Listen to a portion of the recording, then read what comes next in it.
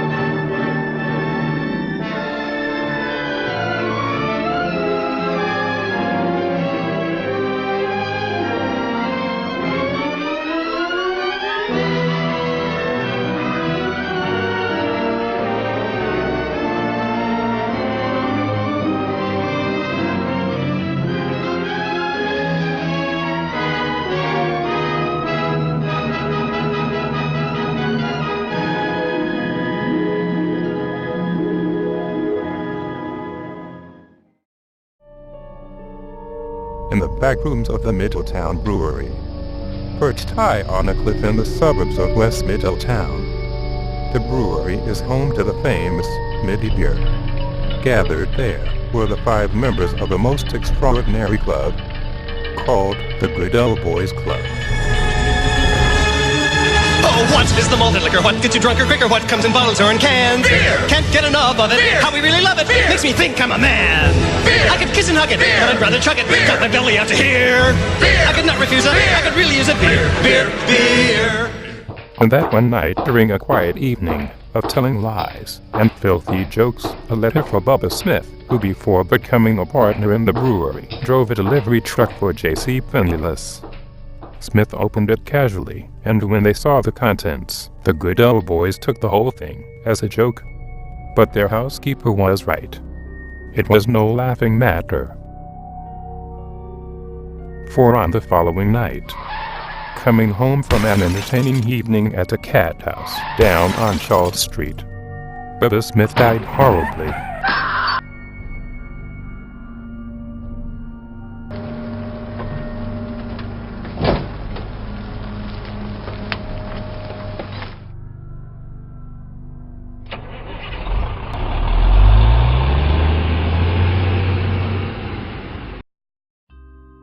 A few days later, the Good Old Boys gathered together again to bid farewell to their fallen comrade by drinking themselves senseless when their housekeeper once again came in with another letter. This time for Merlin from England, who was a former thespian in the Middletown Backyard Theatre on Central Avenue. You can be sure that this time no one laughed. These men were afraid, and their fear was justified. It was 3 days before Merlin's battered corpse was discovered. It was just 15 days earlier all the members had met and each took out a $1 million insurance policy, leaving the surviving members as the beneficiary. And you think these barley bits are the cause of these unexplained deaths? Barley seeds. What's that? And I think Mr. Majority is more interested in paying those claims than he is in their deaths. That's true. How did you know? Parliamentary, my dear boy. You dress like you're a promoter for an out-of-work rap group. You are sweating so bad about paying these claims that you are starting to stink up the room with your body odor, and your briefcase says, Winslow Life Insurance. Wow, Miss Jones, your powers of observation are fantastic. I'll take your case. Pack your bags. What's that? We leave for West Middletown tonight.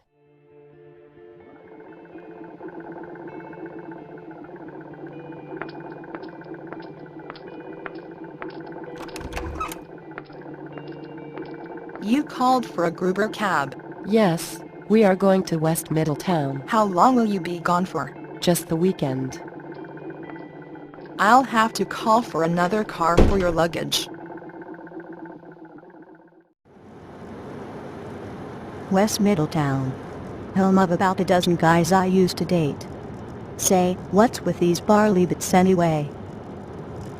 Okay, if you want to behave, like a deer caught in the bed sheets. You haven't said a word since we left Middletown City. Sorry, old girl. I was thinking. What's that? Barley seeds are an old ancient custom used by the Viking ancestors of the people of Wyoming back in the 1970s. What's that? If you received 5 of them in the mail, you would die a horrible death, usually within 5 days or less. The practice seemed to disappear around 1980 with the advent of the Super Mario Bros. Video game, but now it seems to have returned. And you think that may have something to do with the insurance policies? Oh, I never think too far ahead. But I thought you said you were lost in thought. Yes, I was, but I wasn't thinking.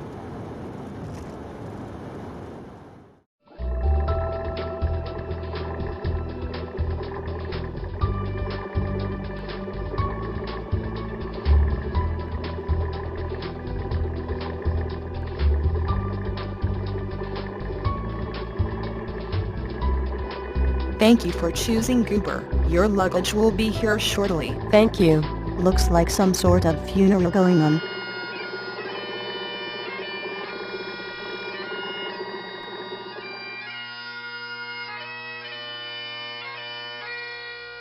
Yep, that's what it looks like. Come on, let's check in.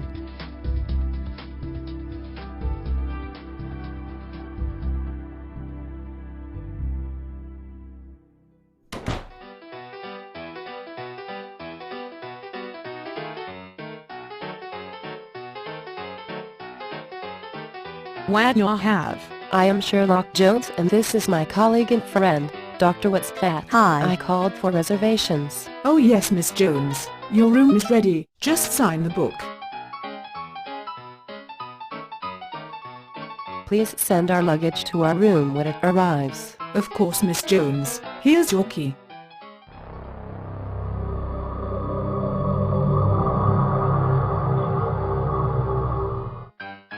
What's the matter, Jones? Oh, sorry.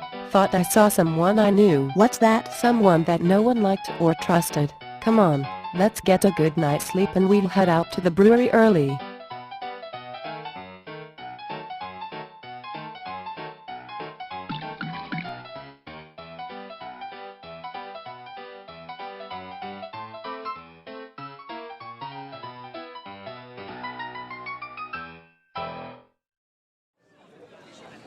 Wow, this place has a great menu. Are you paying attention, or are you in some sort of Star Trek mind meld? Oh, sorry. Was thinking about that funeral we saw yesterday. What's that? Here you go, ladies. Are you ready to order? Yes, I'll have the Reuben. Can I substitute the side for soup? Sure, no problem. And you, miss? Just some rye toast with ground cinnamon. Say, who was that funeral for yesterday? Oh, that was Morris Pinsky. He died in the prime of his youth. Oh, that is so sad, when someone dies so young. Yes, he was 76. Be right back. Why interested in that funeral? You think it may have something to do with the deaths of the good old boys? Just thinking of coincidences.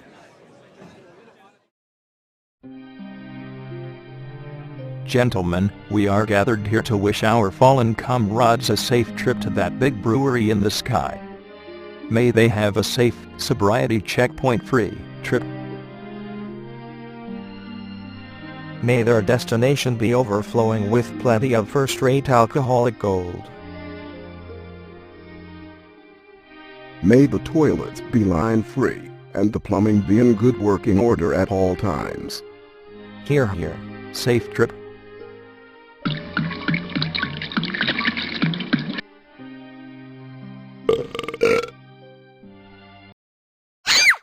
It's Sherlock Jones and Dr. What's That?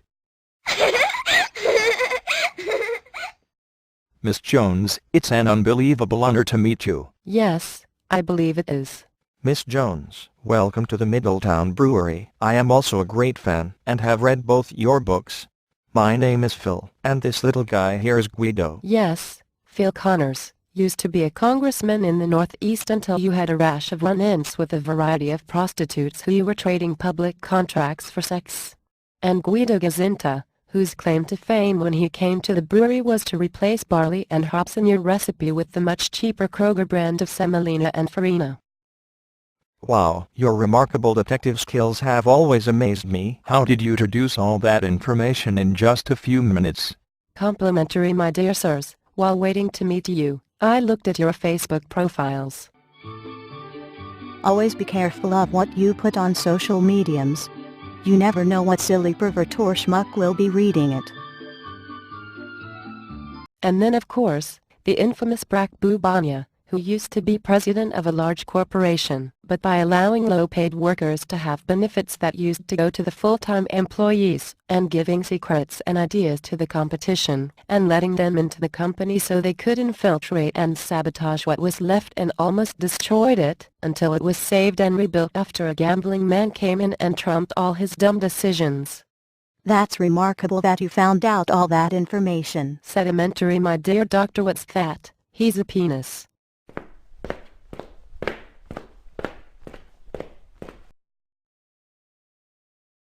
Okay, let's have it. What's that, Miss Jones? The letter you have in your left pocket that you just received from a courier at the door 4 minutes and 47 seconds ago before you came in here to clean up. Ooh, you mean this letter? Exactly. Why didn't you bring the courier inside? Because his kind was against my religious beliefs and morals. You mean he was gay? No, he was on the wagon.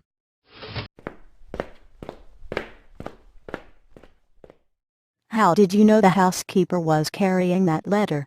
Interferometry. What's that? Trying to hide anything under that dress, with her oversized girth, would be like trying to squeeze a walrus under a kite. Makes sense. Now let's see what we have here. More barley seeds. Yes, it means that Phil Connors is next to die. What's that? Did anyone make coffee? Miss Jones, I'm afraid that I will die a horrible death soon. Yes, that seems to be the pattern. Miss Jones, would you and Dr. What's that consider spending the night here to make sure no foul play occurs? Oh yes, would you please? I'm sure Miss Jones would like to go back to her motel to see if her luggage arrived yet. Yes, I think we'll spend the night. Oh wonderful, thank you. Come, I'll show you to the guest room.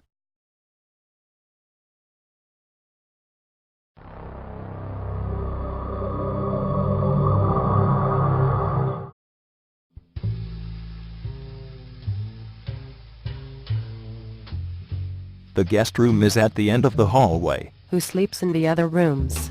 We all have a room for when we sleep here. I see. Tell me, doctor, what's that? What is your specialty? General practice, surgeon, or dermatology? Acupuncture. This is your room, Miss Jones.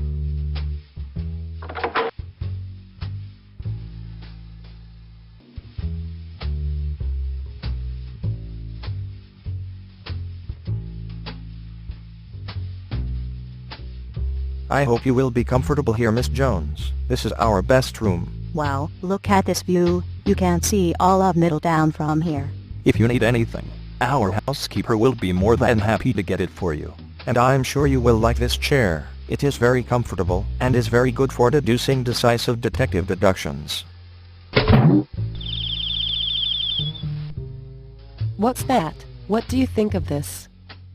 Why, that's a number 9 acupuncture needle. Yes, but it has a peculiar smell. Smells like an eviscerated, decomposing body lying in a pile of burning tractor tires. What exactly does that mean, Miss Jones? Poison. Deadly poison. Had Phil Connors sat on this needle, he would have suffered one of the most horrible deaths known to man. You mean like cyanide poisoning? Worse. It would be a death due to extreme flatulence. Oh my, what a horrible way to die. Yes, beside the massive convulsions and strange contortions of the face, the gaseous smell is unbelievable. Thank you, Miss Jones, for saving my life. I feel dizzy. I'm going to lie down. My room is next to yours and I would feel better if you checked on me during the night. Sure. Come on, Phil. I'll tuck you in and read to you. How did you know that pin was poisoned? Dilettometry, my dear friend. I found this book on the coffee table and read it on the way to our room. think one of our guests is a murderer. Do you think that Pizza Hut we passed on the way here delivers? The Middletown Sheriff is downstairs and would like to talk with you, Miss Jones. I'll be right down. She's a scary little beast, isn't she?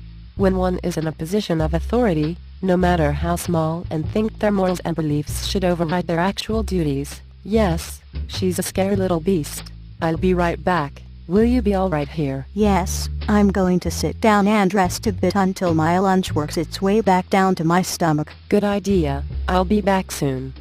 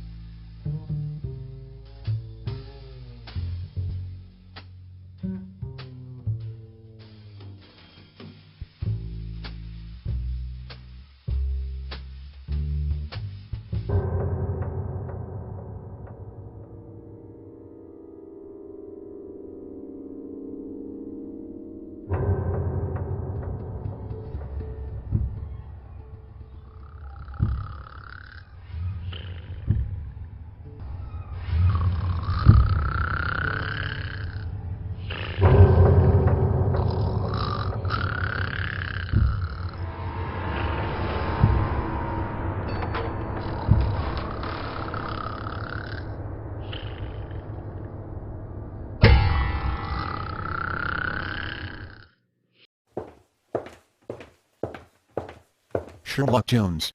I didn't know you were here. It's an honor to meet you. Of course it is. What brings you out tonight? We're investigating the murders. This is my pathologist, Dr. Benny Kentwin. How you doing, Miss Jones? I am fine. There have been 2 murders so far, nothing spectacular, pretty mundane, although fairly interesting. Well, the Middletown Sheriff's Department is now in charge, so we will take over the investigation. Phil Connors.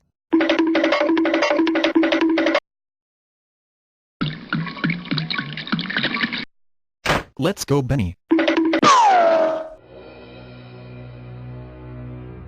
What happened? I was dozing in my chair and when I opened my eyes the boogeyman was over me. Where did he go? He ran out the porch doors.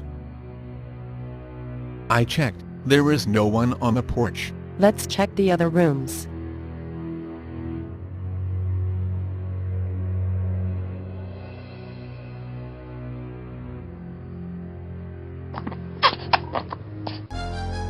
Come on, what's that?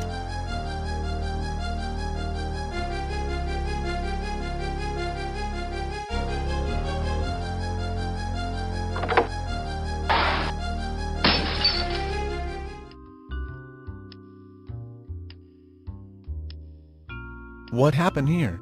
We found him like this. Benny, can you tell the cause of death?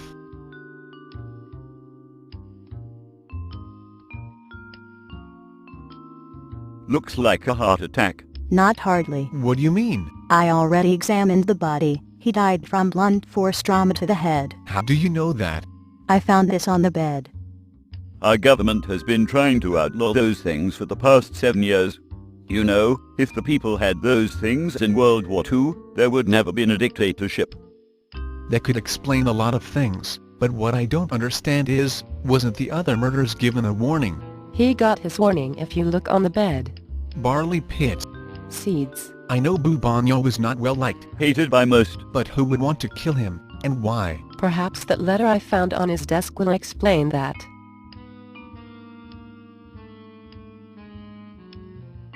This document outlines a strategy for taking over the Midi Brewery.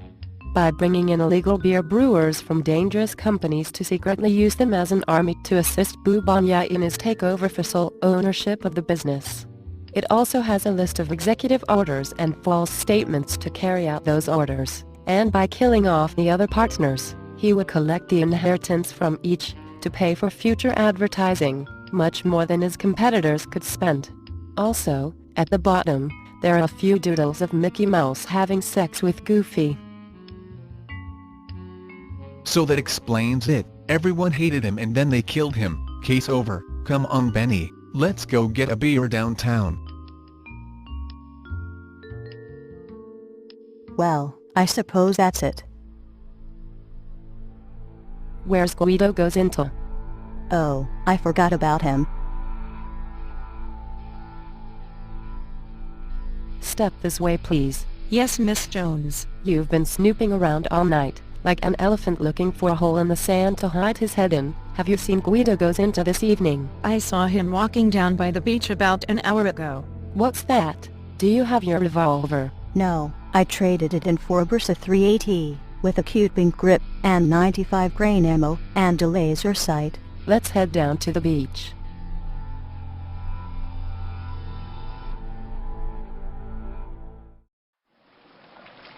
This is turning out to be an interesting case. I agree.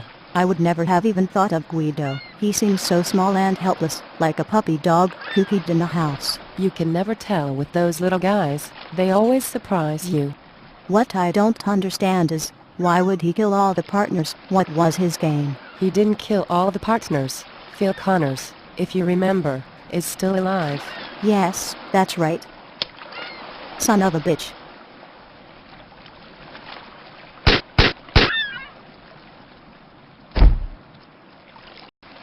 So where did we leave off? Still looking for Guido. Oh yeah.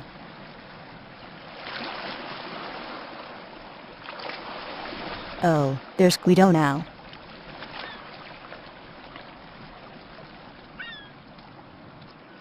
He doesn't look so good. Well, at least he kept his figure. Well, it's obvious that he couldn't be the killer.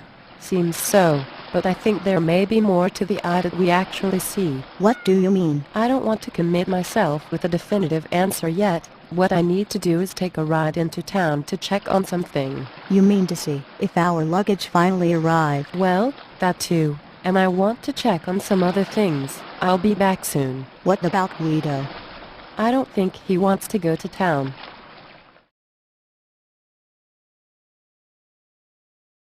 Will Miss Jones be joining you for dinner, Doctor? No, she had to run into town. What are you making for dinner? A West Middletown specialty.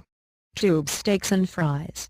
Are they imported or domestic? Imported, of course. Flown in fresh from Wyoming. Wonderful. Most of the best food comes from Wyoming. Yes, ma'am. Dinner, one of my favorite times of the day. So tell me, doctor, where did you ever learn about acupuncture? One of those 3-week courses most chiropractors take in their spare time. I attended an accredited college in the USA, and then furthered my education in China, by studying under the ancient masters, who have stringy mustaches. Wow, impressive. Well, here's to an interesting dinner, loaded with calories and carbs. Cheers. This smells funny. What?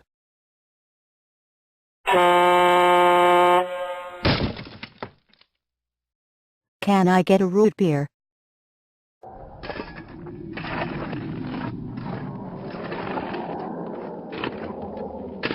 Are you sure this is necessary? Quite sure. You know, there's a rerun of Dragnet on TV tonight.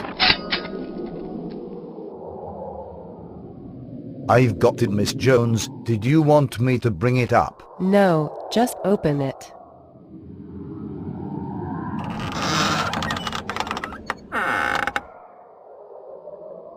You see what I don't see? I don't see anything. That's exactly what I am showing you. Oh, now I see. We have to get back to the brewery.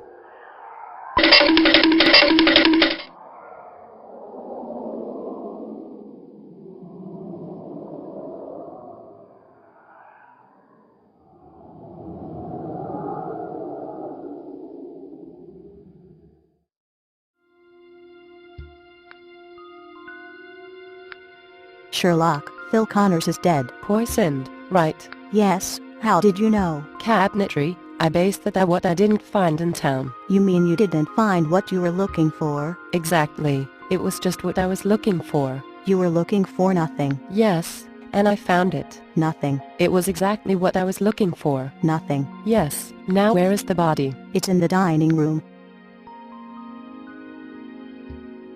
He's over here.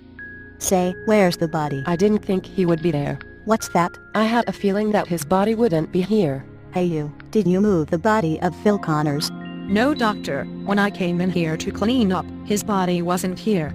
I thought you may have taken him with you. So then, Dr. Whitstad is the killer. Don't be ridiculous. I saw him drink the poisoned wine. It smells funny like peanuts. Yes, it does, but I know for a fact that this is greenish peanut-flavored food coloring, which is odorless and colorless and usually used for Halloween pranks. Yes, I can't smell anything but peanuts. But he dropped on the floor dead, like a wildebeest that was run over by a bus full of tourists from Wisconsin. I am sure he did, which he would have done naturally because Phil Connors was allergic to peanuts. The food coloring was an added bonus to make him appear dead. So then Phil Connors is not dead. No one is dead.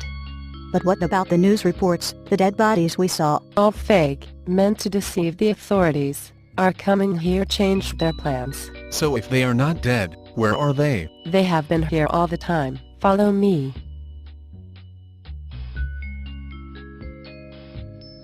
What exactly did you do when you went to town? Before contacting the sheriff, I checked on a few things about our supposedly so-called victims. What did you find out? The first victim, Bubba Smith, who drove a truck for J.C. Penniless, also delivered bananas to the Middletown Zoo for the monkey farm.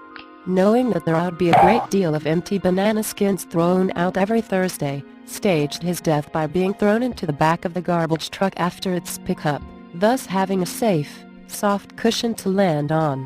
What about that guy Merlin? Merlin, as you know, was an actor who did many plays for the Middletown Theater. However, many people did not know he was also Merlin the magician, who performed at children's parties and did escape tricks by contorting his body into strange positions. With those skills and his acting ability, it was easy for him to pose as a mangled corpse.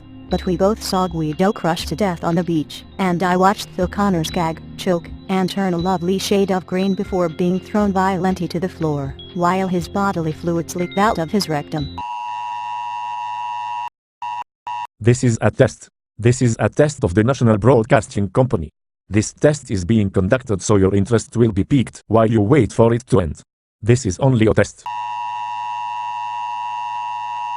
Phil Connors had a peanut allergy, so drinking wine laced with peanuts would normally make him go into those convulsions. How did you know about Phil Connors' allergy to peanuts? Telemetry. If you remember, Doctor, we found a number 9 acupuncture needle in the guest room that Phil Connors almost sat on.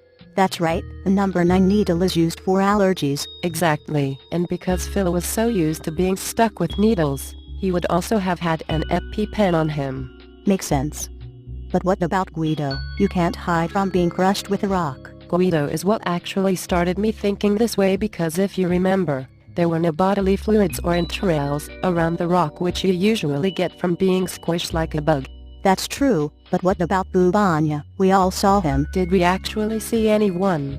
On the way into town, as I walked around the front of the brewery, as I passed the dumpsters, I found this. A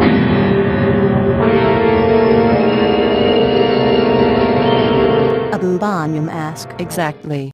So you are saying that everyone we saw dead wasn't anybody? What I am saying is that everyone we saw was actually somebody, but nobody that we know, but played an integral part in this case by being somebody by not actually being anybody. I see now. And his grave was empty. Yes, it seemed the good old boys dug up his body, then using a mask of Bubanya, so we could see his dead and rotting corpse, and concluded he was dead, then switching clothes they dropped a rock on him to be Guido, except they didn't realize that during an embalming, they remove all the blood and the good spongy parts, which is why we didn't see any of them smushed around the rock.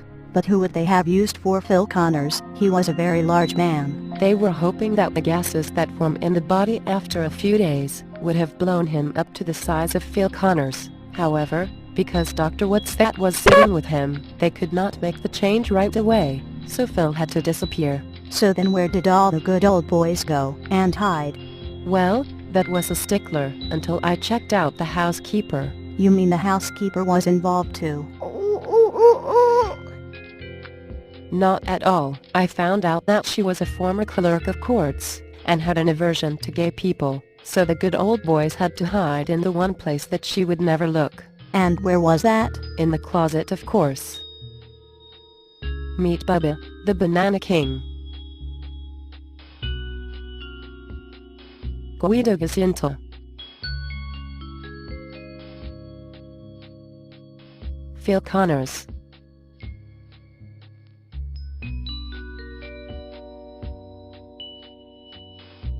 Merlin the actor. Hello, my baby. Hello, my honey. Hello, my ragtime gal. Send me a kiss by wire. Baby, my heart's on fire. And the mastermind, Boo Banya.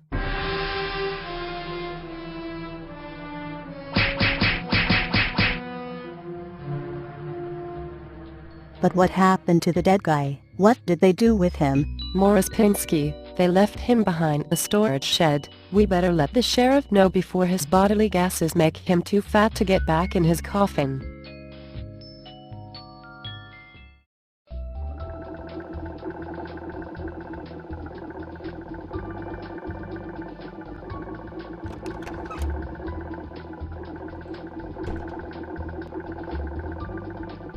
It'll be good to get back to Middletown City. Oh, by the way, did you remember to tell the sheriff about that dead guy before he blows up like a balloon? I did. He said he would go back for him later today.